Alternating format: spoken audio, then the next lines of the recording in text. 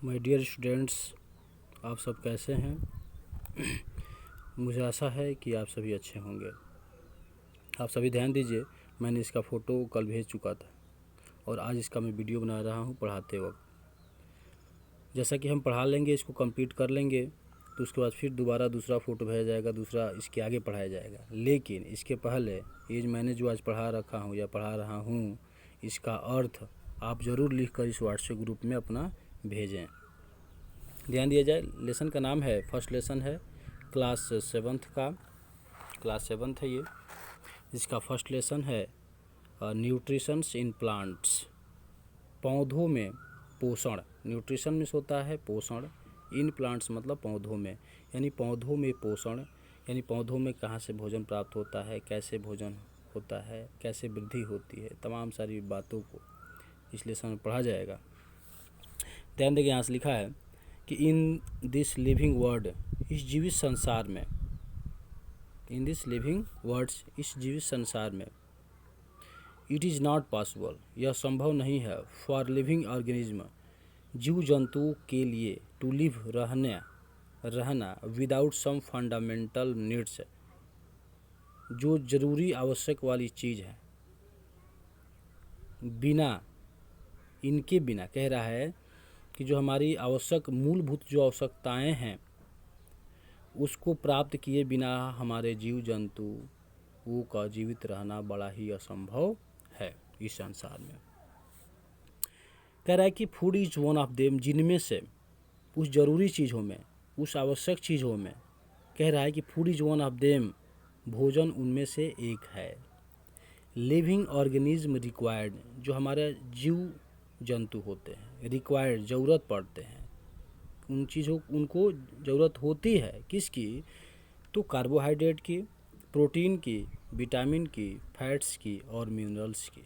यानी हमारे जो भी जीव जंतु हैं उनको कार्बोहाइड्रेट की आवश्यकता होती है, प्रोटीन की आवश्यकता होती है, विटामिन की आवश्यकता होती है, फैट्स की एंड मिनरल्स की आवश्यकता होती है। इन सब के बारे में आगे बुक में पढ़ाया जाएगा, आप निश्चिंत रहें, इस सब के बारे में आगे पढ़ाया जाएगा, बढ़िया से डीपली पढ़ाया जाएगा।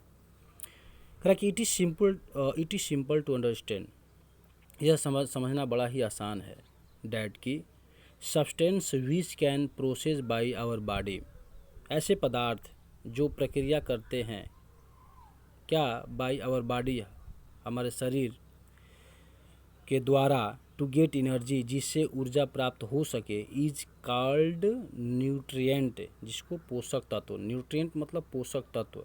यानी कह रहा है वे वस्तुएं या वे पदार्थ जो हमारे शरीर को चलाने के लिए, शरीर को चलाने के लिए ऊर्जा की आवश्यकता होती है, हाँ, वही जो है न्यूट्रिएंट कहलाते हैं, पोषक तत्व कहलाते हैं।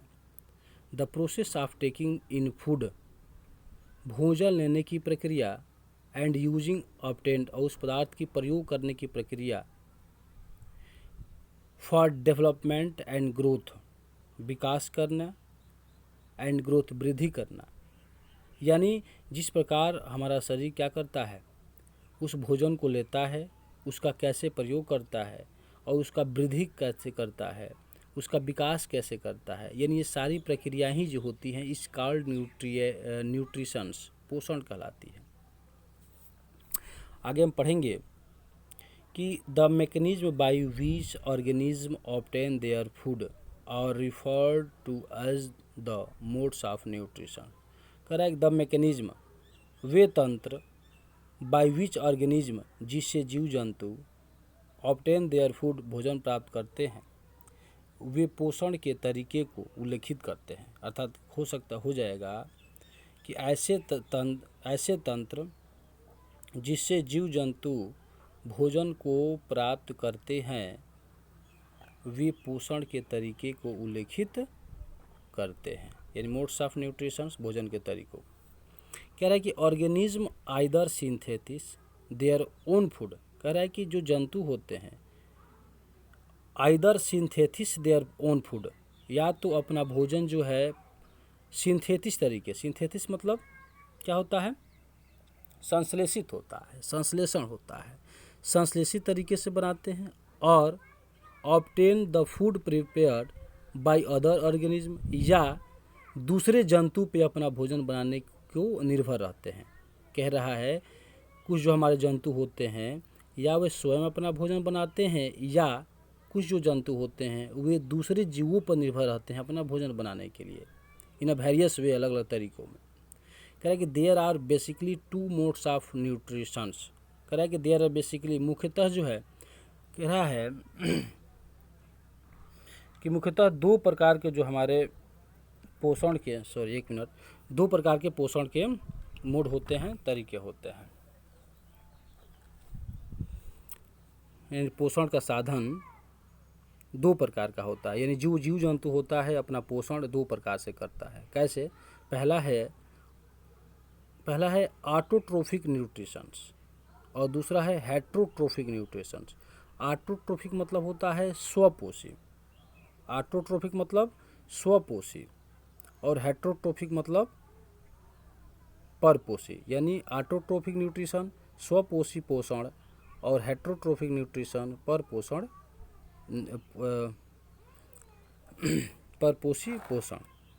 ध्यान दें, हम आगे देखेंगे, पहला इसमें हेडिंग पढ़ेंगे ऑटोट्रोफिक न्यूट्रिशन स्वपोषी पोषण, अर्थात आगे हम देखेंगे green plants and some chemosynthetic bacteria such as sulfur bacteria that can synthesize their food on their own are called autotrophs or autotrophic organism।